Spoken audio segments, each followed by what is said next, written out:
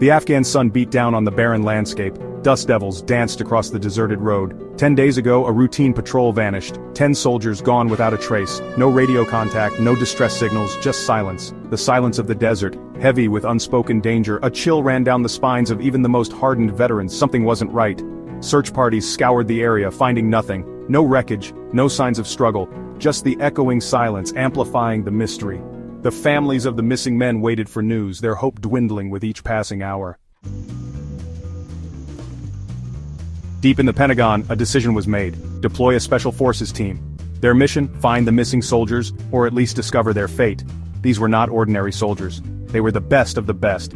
Green Berets, ghosts of the battlefield, masters of stealth and combat. They moved like phantoms, their faces hardened by years of war. Their eyes held a grim determination. The Green Berets landed under the cover of darkness. No fanfare, no welcoming committee, just the howling wind and the oppressive silence of the Afghan desert. Their orders were simple: find answers. The weight of the mission pressed down on them. They were walking into a mystery, into the heart of a desert that had swallowed 10 men whole. The fate of the missing soldiers rested on their shoulders. Days turned into weeks as the Green Berets scoured the desolate landscape. They found nothing. No trace of the missing patrol, no sign of enemy activity. The mystery deepened, the silence becoming deafening. Then, whispers began to circulate among the local villagers. Tales of a jinn, a monstrous creature that roamed the mountains. A giant of a man, they said, with a bloodlust that knew no bounds. The Green Berets dismissed the stories as folklore, superstition born out of fear. But deep down, a seed of doubt was planted. The desert held secrets, ancient and terrifying. As they ventured deeper into the mountains, a sense of unease settled over the team. The air grew heavy, charged with an unseen energy. They were being watched, hunted, but by what? They found it in a narrow pass, a cave hidden among the towering cliffs.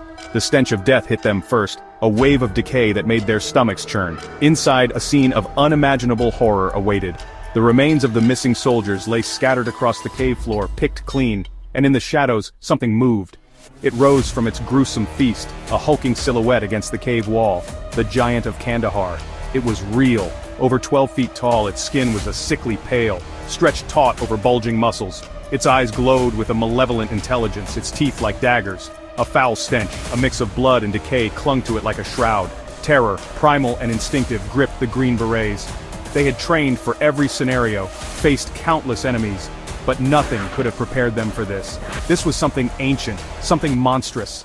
This was a creature straight out of legend. The giant roared, a sound that shook the very mountains, and charged. The Green Berets, their training kicking in, opened fire. A hail of bullets ripped into the creature, but it didn't falter. It seemed impervious to pain. One of the soldiers screamed as the giant swatted him aside like a fly.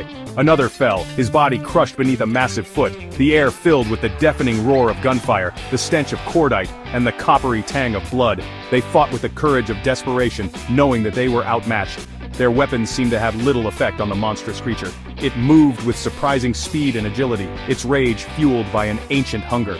The cave echoed with the sounds of their struggle, the clash of metal against flesh, the screams of the wounded. The air grew thick with the smell of blood and gunpowder. They were fighting a losing battle, but they refused to yield. Finally, as the last of the Green Berets prepared for their final stand, luck, or perhaps fate, intervened. A stray bullet found its mark, piercing the giant's eye and lodging in its brain. The creature roared one last time, a sound of pain and fury, before collapsing to the ground with a crash that shook the mountain. Silence descended, heavy and absolute, broken only by the ragged gasps of the surviving soldiers. They had survived, they had slain a monster, but the victory felt hollow. They had looked into the abyss and the abyss had looked back. The silence stretched, broken only by the ragged breathing of the survivors. They had faced a creature of myth and legend, and emerged victorious. But at what cost? The faces of their fallen comrades haunted them, a constant reminder of the price of their victory.